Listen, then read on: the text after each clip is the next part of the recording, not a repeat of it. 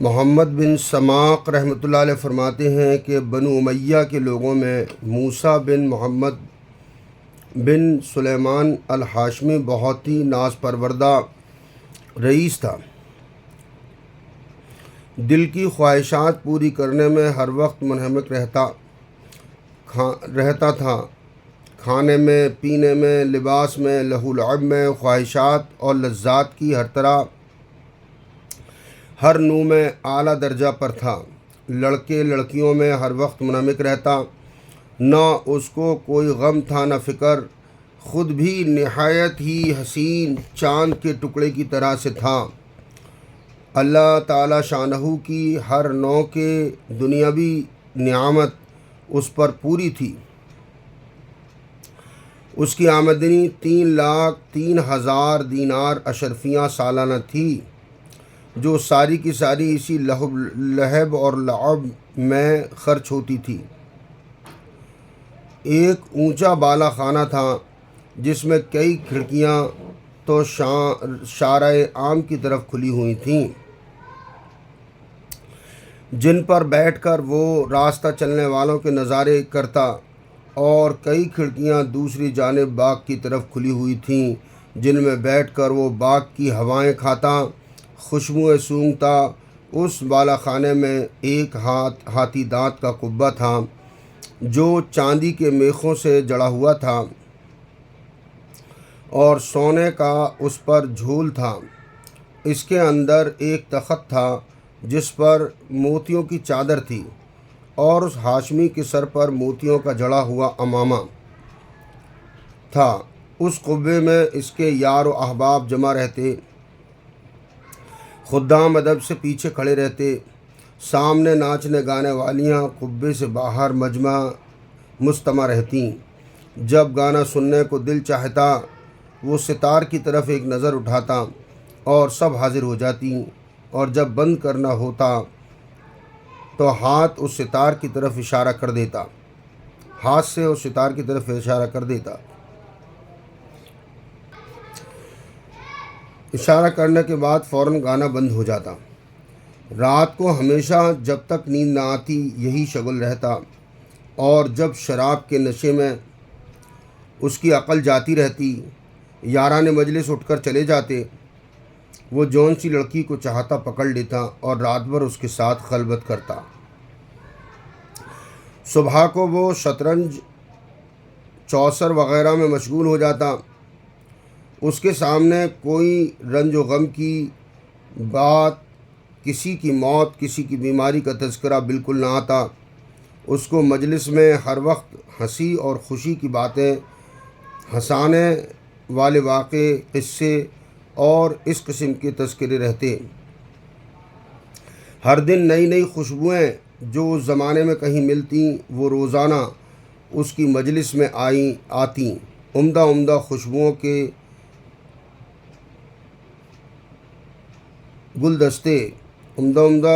کے گلدستے وغیرہ حاضر کیے جاتے۔ اسی حالت میں اس کے 27 برس گزر گئے۔ ایک رات کو وہ حسب معمول اپنے قبے میں تھا، دفتن اس کے کان میں ایک ایسی سریلی آواز پڑی جو اس کے گانے والوں کی آواز سے بالکل جدا تھی، لیکن بڑی دلکش تھی۔ اس کی آواز نے کان میں پڑتے ہی اس کو بے چین کر دیا، اپنے گانے والوں کو بند کر دیا، اور قبے کی کھڑکی سے سر باہر نکال کر اس آواز کو سننے لگا۔ وہ آواز کبھی کان میں پڑ جاتی، کبھی بند ہو جاتی۔ اس نے اپنے خدام کو حکم دیا کہ یہ آواز جس شخص کی آ رہی ہے اس کو پکڑ کے لاؤ۔ شراب کا دور چل رہا تھا۔ خدام جلدی سے اس آواز کی طرف دوڑے اور اس آواز کو تلاش کرتے کرتے ایک مسجد میں پہنچے، جہاں ایک نوجوان نہایت ضعیف بدن، زرد رنگ، گردن سوکھی ہوئی، ہونٹوں پر خشکی آئی ہوئی، بال پراگندہ، پیٹ کمر سے لگا ہوا، دو ایسی چھوٹی لنگیاں اس کے بدن پر تھیں کہ ان سے کم میں بدن نہ ڈھک سکے، مسجد میں کھڑا ہوا اپنے رب کے ساتھ مشغول تلاوت کر رہا۔ یہ لوگ اس کو پکڑ کر لے گئے، نہ اس سے کچھ کہا نہ بتایا، ایک دم اس کو مسجد سے نکال کر وہاں بالا خانے پر لے جا کر اس کے سامنے پیش کر دیا کہ حضور یہ حاضر ہے۔ وہ شراب کے نشے میں کہنے لگا یہ کون شخص ہے؟ انہوں نے عرض کیا کہ حضور یہ وہی شخص ہے جس کی آواز آپ نے سنی تھی۔ اس نے پوچھا کہ تم اس کو کہاں سے لائے ہو؟ وہ کہنے لگے حضور مسجد میں تھا، کھڑا ہوا قرآن شریف پڑھ رہا تھا۔ اس رئیس نے اس فقیر سے پوچھا کہ تم کیا پڑھ رہے تھے؟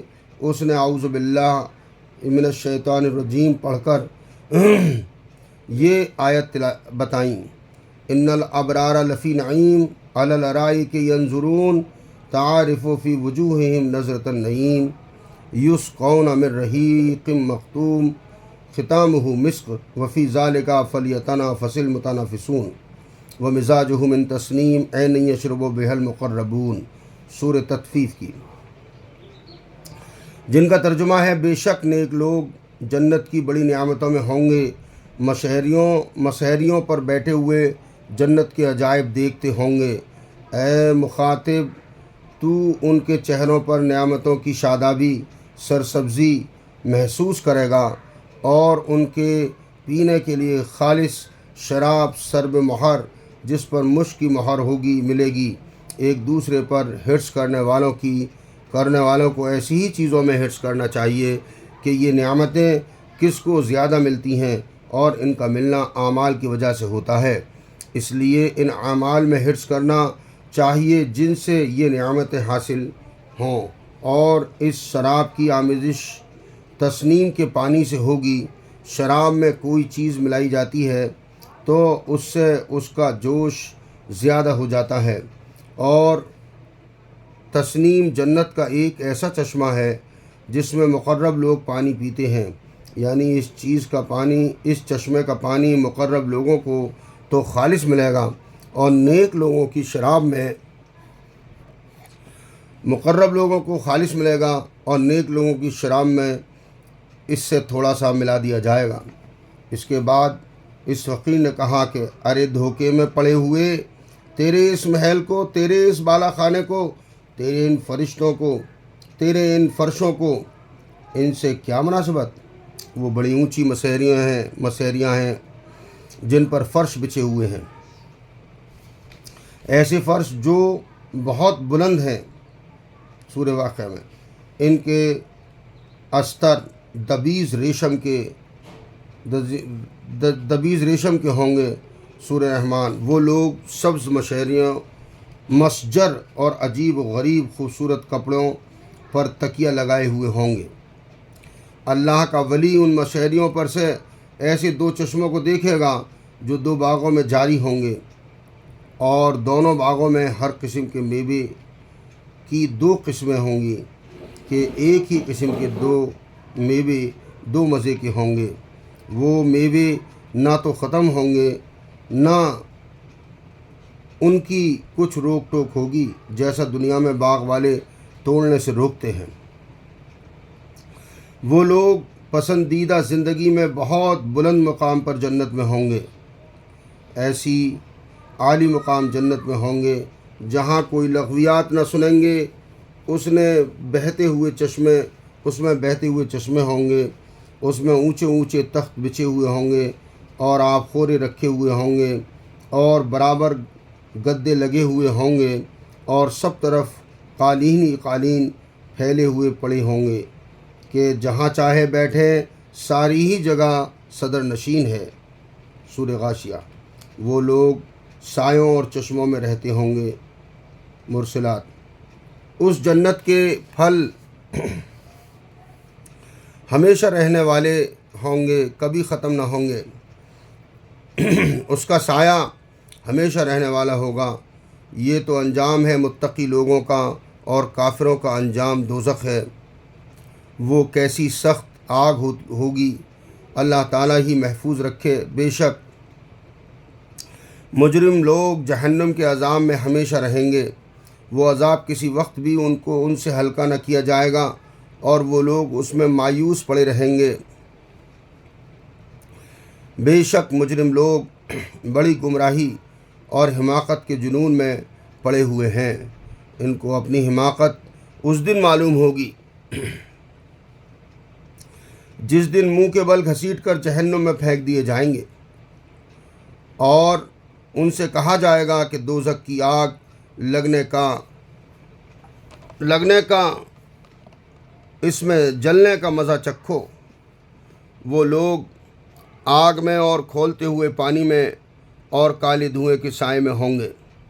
مجرم آدمی اس بات کی تمنا کرے گا کہ اس دن کے عذاب سے چھوٹنے کے لیے اپنے بیٹوں کو، بیوی کو، بھائی کو اور سارے کنبے کو جن میں وہ رہتا تھا اور تمام روئے زمین کے آدمیوں کو اپنے فدیے میں دے دے، پر کسی طرح عذاب سے بچ جائے، لیکن یہ ہرگز نہ ہوگا۔